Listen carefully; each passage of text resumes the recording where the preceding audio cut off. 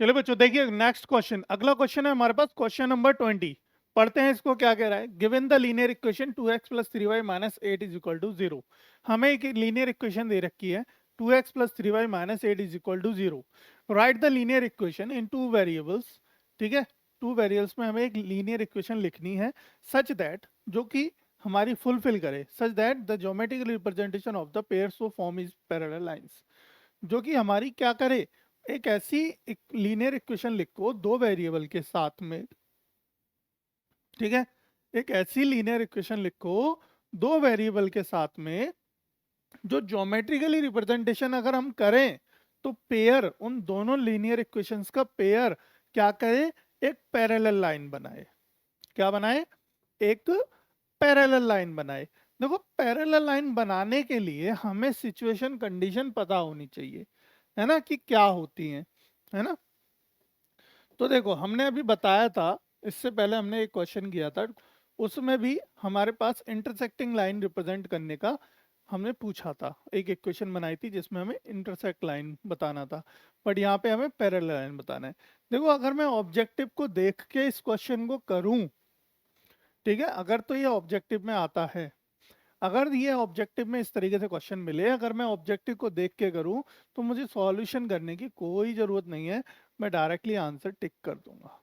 ठीक है, आंसर हम डायरेक्टली टिक कर देंगे। देखो कैसे, 2/4 क्या हो जाएगा, 1/2। 3/6 क्या हो जाएगा, 1/2। -8/16 क्या हो जाएगा, 1/2। यानी कि इसमें A1/A2 बराबर B1/B2 बराबर C1/C2 की कंडीशन फुलफिल होती है ऑप्शन नंबर ए में। तो ये तो नहीं हो सकता, है ना। जब तीनों कंडीशन फुलफिल होंगी तो क्या होगा, यहाँ लाइन हमारी कैसी बनेगी, लाइन बनेगी कोइंसिडेंट, बट यहाँ पे हमारी पैरेलल की कंडीशन चाहिए हमें। अब पैरेलल देखते हैं, देखो 2/3 ये हो जाएगा, 2/3 वो जाएगा 3/2, तो ये भी हमारी कंडीशन फुलफिल नहीं कर रही है, क्योंकि ये दोनों A1/A2 बराबर हो जाए, नहीं बराबर होगा B1/B2 के, जो कि इंटरसेक्टिंग लाइन हो गई, जो कि क्या हो गई, इंटरसेक्टिंग लाइन की कंडीशन हो गई। देखो 4x प्लस 6y, अब ये देखते हैं, 2/4 यानी 1/2 हो गया, 3/6 यानी 1/2 हो गया, -8 -8/8 यानी कि 1 हो जाएगा। तो 1 हमारा बराबर नहीं आ रहा, 1/2 बराबर आ गया 1।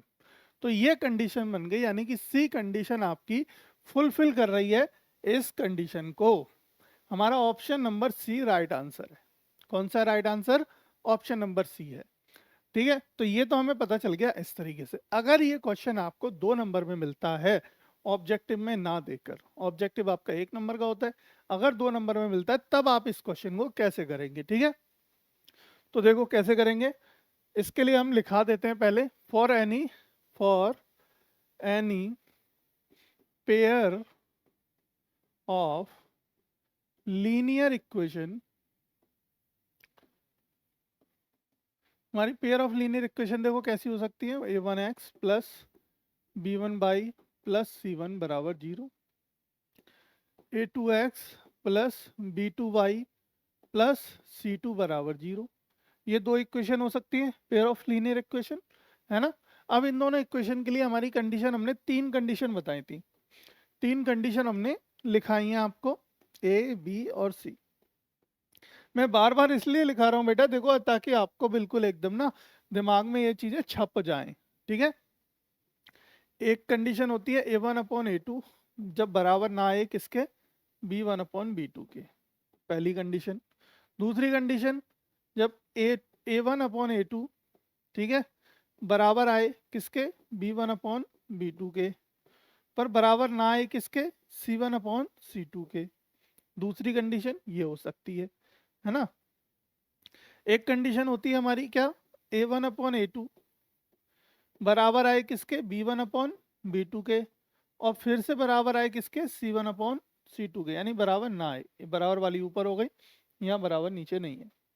ये हमने 3 कंडीशन आपको लिखा दी। अब इन तीनों कंडीशन के लिए हमारी 3 अलग अलग representation of geometrical line create होती हैं। कौन कौन सी होती हैं, देखो इसमें क्या क्रिएट होगी, इसमें होगी हमारी इंटरसेक्टिंग लाइन,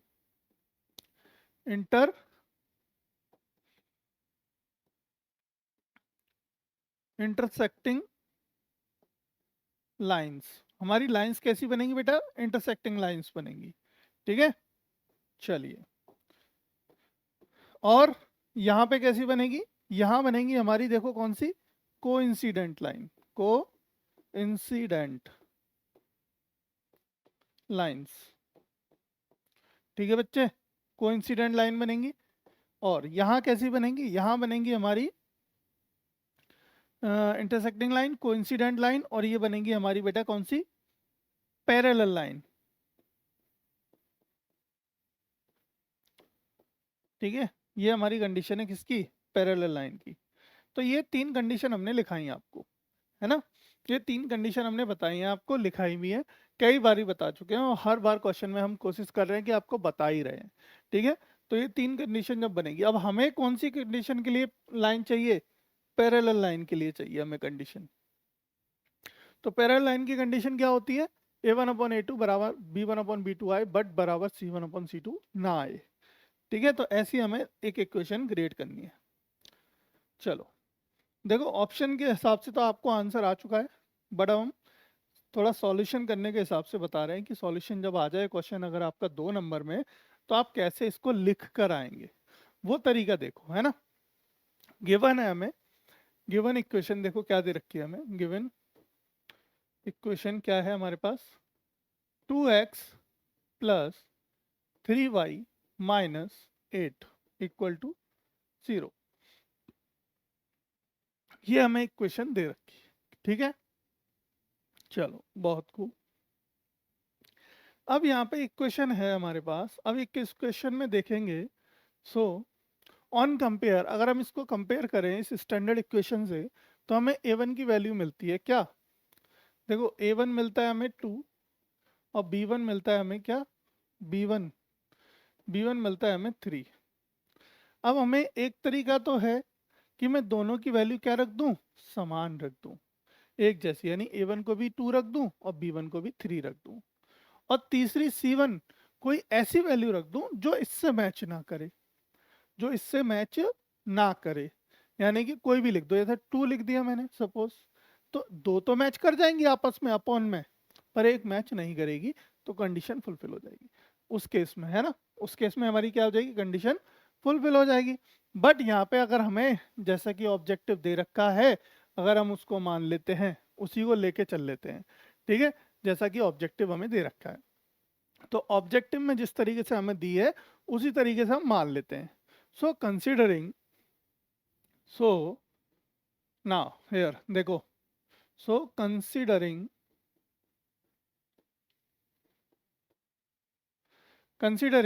a2 बराबर हमने मान लिया 4, कमा b2 बराबर हमने मान लिया 3, ठीक है,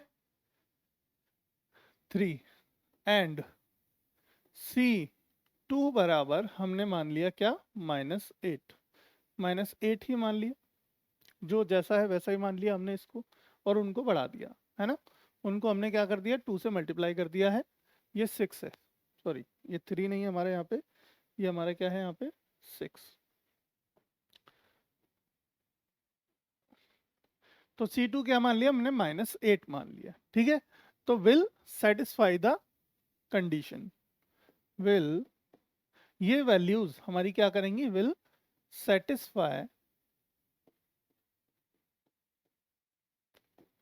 the condition, will satisfy the condition for parallel lines, for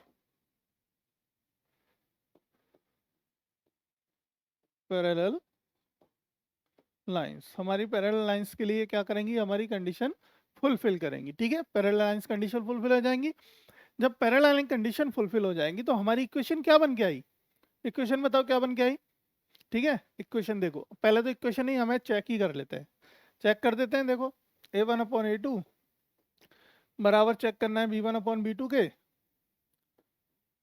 और बराबर चेक करना है c1/c2 के, नहीं होना चाहिए, मतलब ऐसी कंडीशन बननी चाहिए हमारी, ठीक है।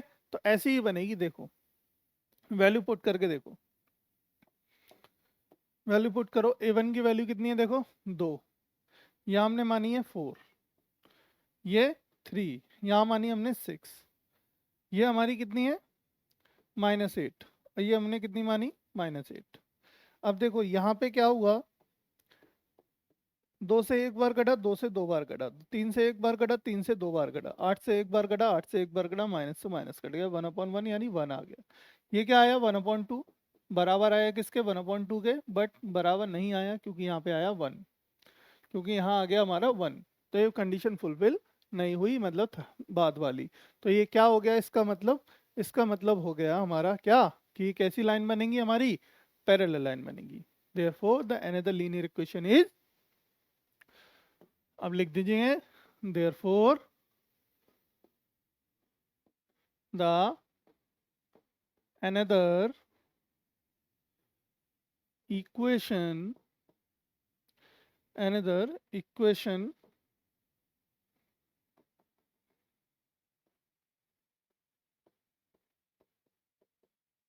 is क्या होगी, 4x plus 6y minus 8 equal to 0।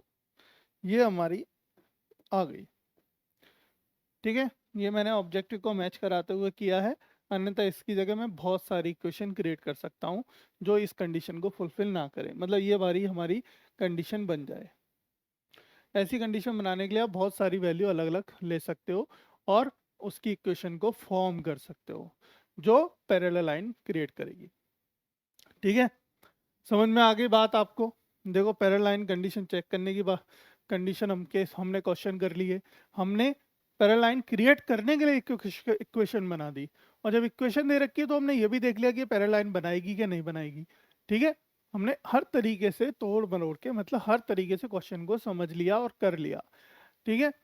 और आपको ढेर सारे क्वेश्चन अटेम्प्ट करने हैं, तो सिंपल सॉल्यूशन है भाई, एक ही सॉल्यूशन है, इनविक्टा पे आ जाओ, सर्च करो इनविक्टा प्ले स्टोर पे और एप्लीकेशन डाउनलोड कर लो, और डाउनलोड करने के बाद बस एनरोल हो जाओ अपने कोर्स में, यानी कि 10th क्लास के कोर्स में।